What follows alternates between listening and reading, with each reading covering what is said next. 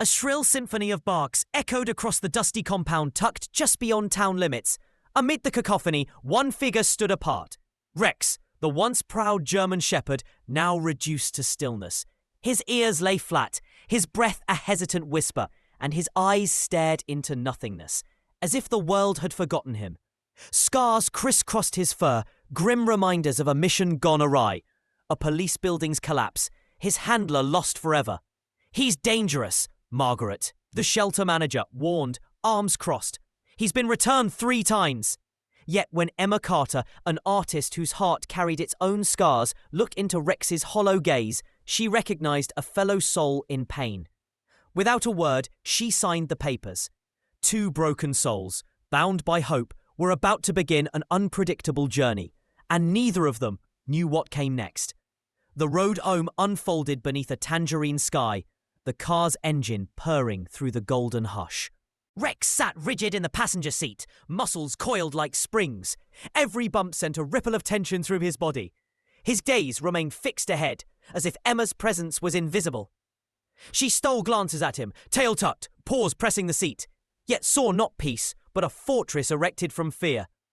The sun dipped lower, shadows grew long, and finally they rolled to a stop before a modest house with faded blue shutters. Emma opened the door, but Rex remained statuesque. Patiently, she settled on the porch steps, leaving the door ajar.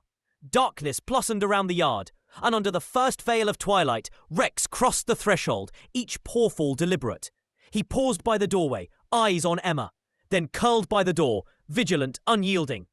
When Emma climbed into bed, she lay awake, listening to his slow breaths. And for the first time in months, Rex's sleeplessness kept her company. 3 days drifted by in near silence. By day, Rex no longer finched at Emma's footsteps, no longer snarled at her approach, but at night he remained by the door, eyes wide, as if guarding against an unseen threat. Emma's mind raced. She could not abandon him. She spent afternoons hunched over her laptop, devouring article after article on retired canine trauma. Stories of loyal dogs adrift after losing their handlers, bouncing from home to home. Their spirits fractured like her own had been. She thought of Ryan, her fiancé, lost too soon, and whispered to the empty room. "Ryan used to say I was stubborn. I never knew when to give up." He was right. Her voice trembled, words barely more than breath. Rex did not move, but his ears twitched. A bitter laugh escaped her, a shared pain so deep it echoed in a single moment. That night, Emma drifted into uneasy sleep, only to jerk awake at a noise, chest pounding. She turned instinctively toward the door, and saw Rex, still there, but with eyes that had shifted, no longer vacant, but watchful, understanding. Over the next days, she noticed him glancing her way, small, careful gestures that spoke of tentative trust.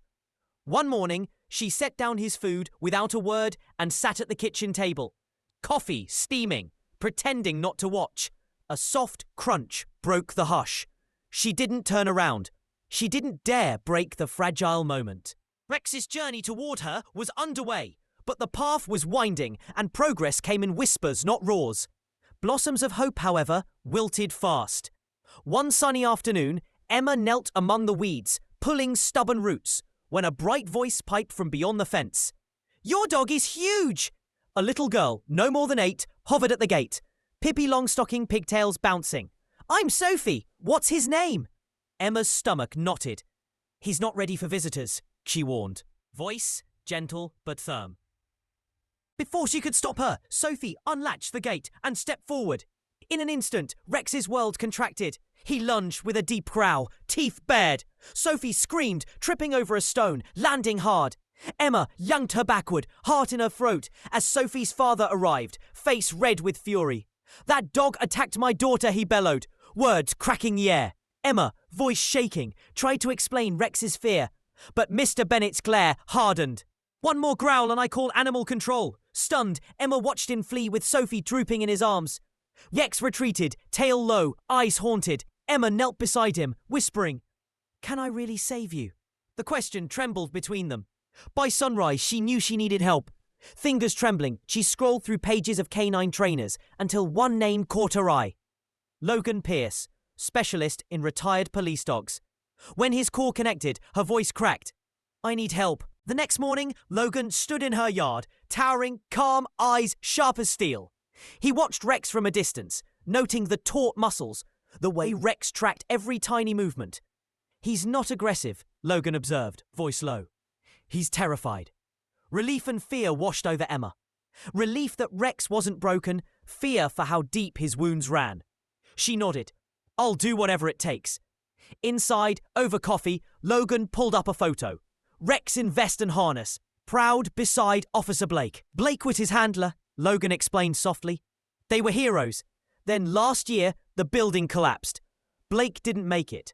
Rex was trapped for 16 hours. Emma's throat tightened. The boy in the photo smiled bright. The dog beside him looked fearless. Now, he was lost. Training began not with commands, but with patience. Small steps, gentle voices, long silences filled with calm. Days blurred into each other, sometimes progress, often setbacks, until one night, everything changed. A sharp bark shattered the pre-dawn darkness. Emma bolted upright, heart pounding. Smoke curled beneath her door. Beyond, an orange glow pulsed. Sid grabbed Rex's leash. He surged forward, a blur of fur and muscle tearing into the smoke. Emma ran after him as the Bennett barn erupted in flame, beams collapsing like kindling. A faint cry pierced the roar. Emma's blood froze. Sophie. Then through the haze, a shape emerged, Rex straining beneath the weight of a soot-streaked child. Emma scooped Sophie into her arms. The father's furious face melted into tears. "Rex saved her," he whispered, voice thick. Embers drifted down as fire trucks roared in.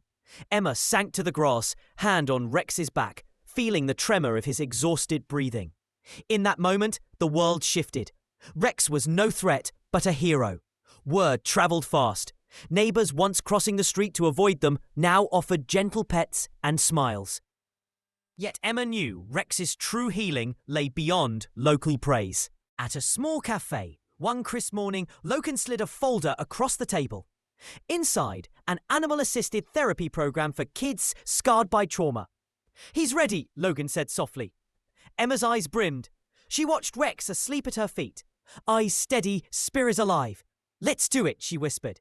On their first day at the therapy centre, Emma's nerves jangled louder than Rex's. In a quiet corner, a small boy named Ethan sat alone, eyes hollow from loss. Staff whispered that he hadn't spoken in 3 months. Emma held her breath as Rex approached, slow and gentle. Ethan did not flinch. Instead, his trembling hand reached out, fingers sinking into Rex's soft fur. Then, in a voice so quiet it seemed part of a dream, he spoke his first word. The room hushed, hearts soaring. Emma let tears trail down her cheeks as Logan smiled, and Rex rested his head on Ethan's shoulder. 2 survivors offering each other a path forward. Autumn leaves carpeted the path to the cemetery gates when Emma and Rex arrived one clear morning. The air smelled of earth and memory. Emma placed wildflowers beneath the headstone where Ryan lay. She knelt, fingertips tracing the carved letters. "I'm sorry it took so long," she whispered to the silent stone, voice steady at last. "I think I understand now."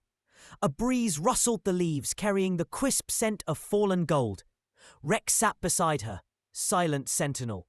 Emma smiled, hand resting on his head. "He would have liked you, Rex. You fought your way back, just like you always did." Rising, she felt a lightness in her chest. Together, they turned from the grave, stepping onto the path ahead.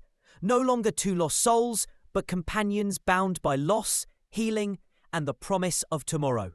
Ryan's spirit walking beside them in every rustle of the wind.